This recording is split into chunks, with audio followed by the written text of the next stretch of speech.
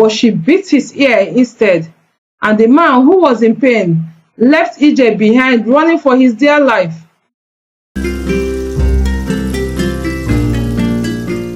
Once upon a time in Iga, there lived an orphan called EJ, who lived alone in her hut since her parents passed away. She lived there quietly, never bothering anyone. But as she began to grow into a woman, her relatives, who never cared for her after her parents passed away, decided it was time for her to get married, because they were eager to share the bride price they would receive from her suitor. So, without informing her, they began searching for a husband to marry her off to. And of course, it was not going to be a difficult task, because EJ was a very beautiful and intelligent, confident young woman.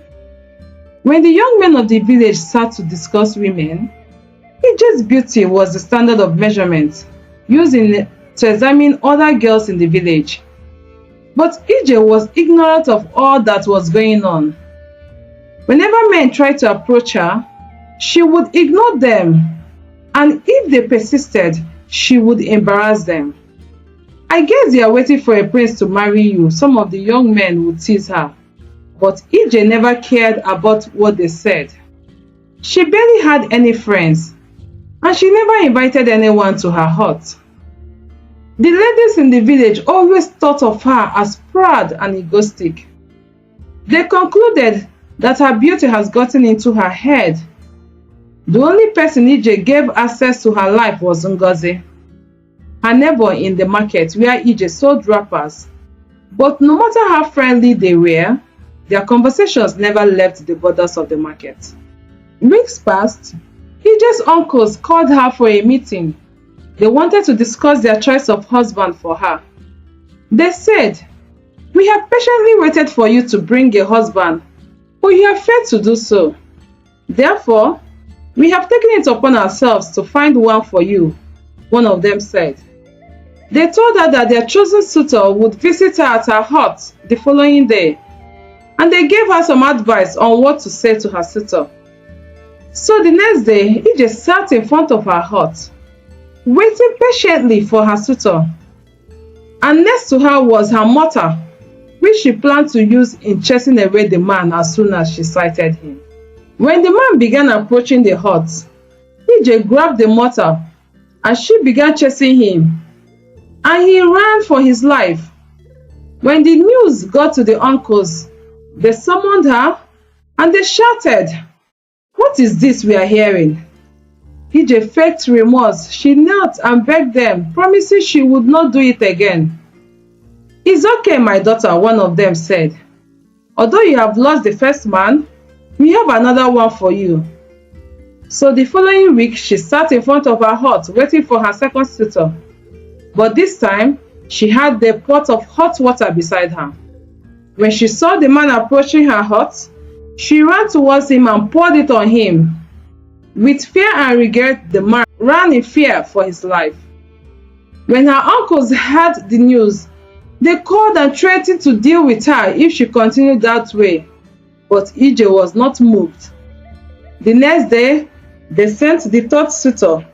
She waited for him a bit further away from her hut, and when she saw him, she pretended like she was going to hug him, but she beat his ear instead, and the man, who was in pain, left EJ behind, running for his dear life.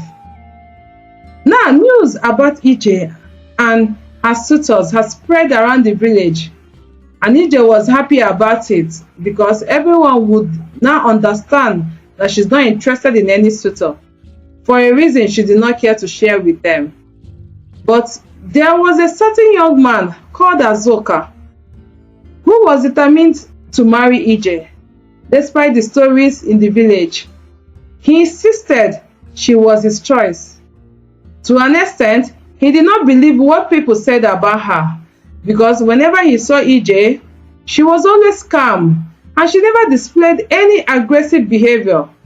So he decided to try and become her friend before seeking her hand in marriage. Perhaps those men were strangers to her, he thought to himself.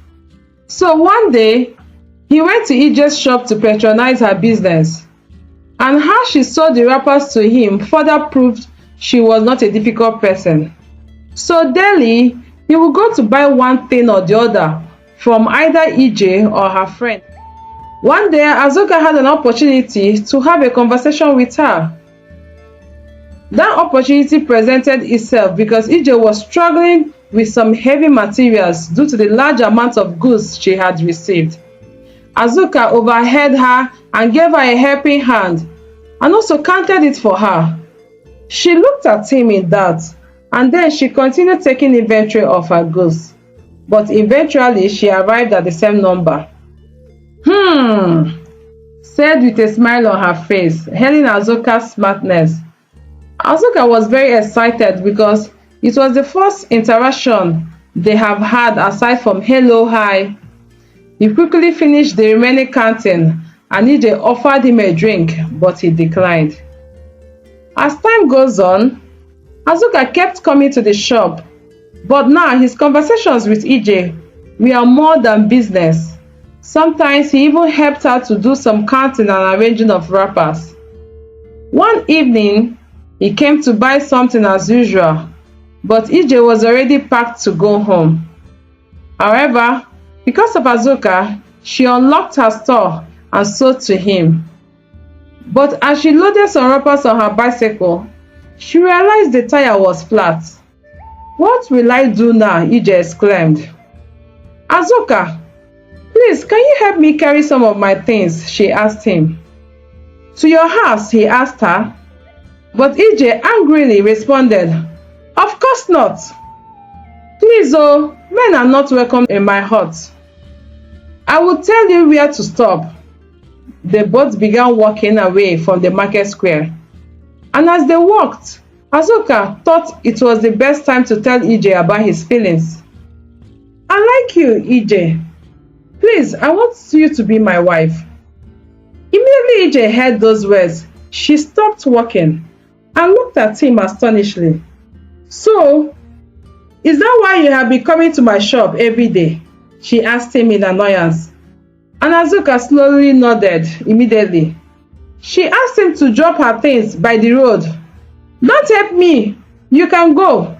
You can go home," she said. But Azuka tried to plead with her, but EJ was not having it. However, he was not going to allow her to carry all those wrappers herself. So against her will, he started walking fast towards her house. When EJ realized what he was doing, she quickly ran after him, shouting, "Don't go close to my hut. If I catch you close to my hut, I will pour hot water on you." Azuka did not plan to invade her privacy. He wanted to drop it close enough for her to carry it to her hut. After he dropped the wrappers, he began walking away. But as he walked away, EJ smiled shyly.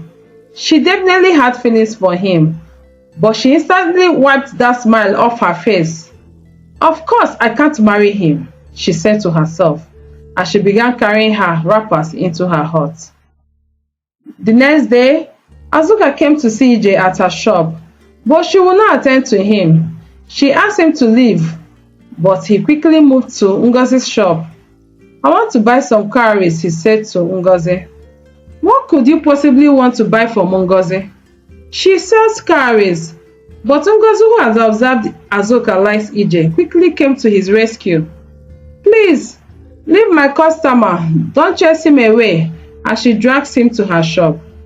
So every day, Azuka will come and buy cowries from Ngozi, and EJ will eagerly wait for him to come.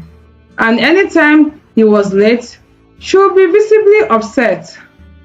It was now obvious she liked Azuka, and Ngozi would seize every opportunity to tease her about it. About 2 months later, Ngozi told EJ that a suitor had come to marry her, and she would be leaving the village soon. EJ was very happy for her friend, but she was also sad because she knew she would be left all by herself. And it soon dawned on her that she would be that way for the rest of her life. So she came up with a plan to have children, and it involved Azuka, at least if she could not marry she could definitely have kids. The next day, she set out to look for him to accept his proposal. "Azuka," she said, "if you still want to marry me, I'm ready to accept your proposal." Azuka smiled and nodded in approval. "Obim, thank you for accepting my proposal." He asked her to wait while he ran to get something from his hut. When he came back, he handed her the cowries he has been buying from Ngozi. They were all for her. Ije blushed at his gesture, but their conversation was not over. She had some barriers that Azuka have to follow. "We will not live in the same house, and I will never sleep over at your house." Azuka was confused. What kind of arrangement was that? "I will fulfill all my duties as your wife. My conditions remain unchanged." She was trembling as she spoke because she knew she might lose him. Azuka inquired and asked her, "Ije, why are you setting such strict conditions for our marriage?" But she refused to answer. "Well, I can't live that way," he said to her. "But I assure you that whatever it is, you can share it with me, and we will solve it together." Then Ije burst into tears because she knew she was going to be alone forever if she loses Azuka's proposal. Then he tried to console her, but she was inconsolable. Eventually, she left him and ran back to her hut. Some days passed and Azuka kept coming to the market to check on Ije, but she was nowhere to be found, and Ngozi did not know her whereabouts. Azuka was so worried that he decided to go close to her hut and screamed her name, "Obim!" He shouted at the top of his voice, but even after he called her several times, Ije was not responding. But her windows were open. Azuka became scared, and he decided to move closer to her hut, even though he knew Ije might send him away. As he moved closer to her hut, he kept shouting, "Ije! Ije!" hoping she would respond, so he would refrain from entering her hut, but still she did not respond. However, he noticed that the door was open and saw Ije lying on the floor. "Please leave my house," Ije said in tears, very friendly. Azuka hurriedly ran and helped her up. As he dashed to call a herbalist after noticing fume coming out from her mouth, the herbalist checked on Ije.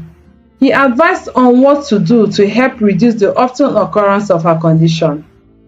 Azuka stayed with Ije and urged her to go back to bed, but Ije refused to. But because of how tired she was, she eventually did. While Azuka waited for her to wake up, he cooked her a meal, washed her clothes, and cleaned her hut. When Ije woke up, she was ashamed that her secret has been discovered.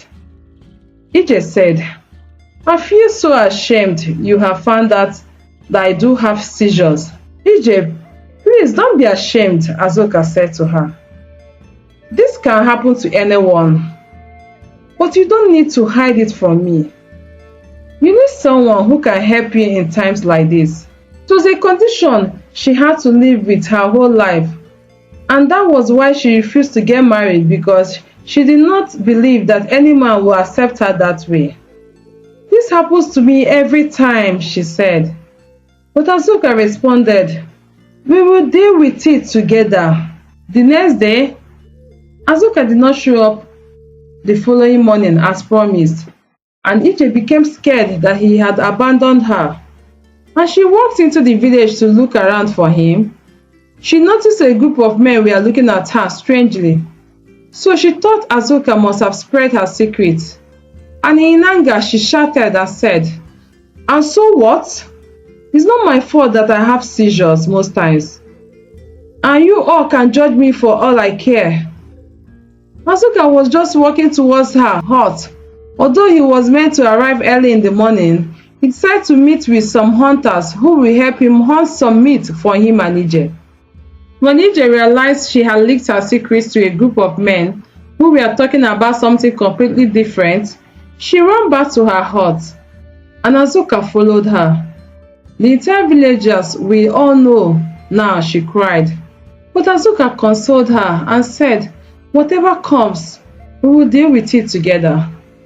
You never created yourself. Ije looked him in the eyes, and she knew he was not a liar. She blamed herself for not believing him when he said he would come back for her. And she felt even worse when she realized what he has been doing all morning. Azuka and Ije eventually got married and lived happily. He took care of his wife, helping her ensure she takes her herbal medicine so to help her reduce how frequent she has seizures. And they worked as a team to improve the overall living condition of their home, making it comfortable and well prepared for any eventuality or seizure that might arise. And despite what the villagers had to say, it did not matter to them because they were the happiest couple in the village of Ega. Ije even went on to make more friends who loved her despite her condition. And she had 2 boys, and they continued to be a source of encouragement to her. The lesson that we learned is that a problem shared with genuine people is a problem solved. Thank you so much for coming to my channel. Please don't forget to hit the subscribe button and like.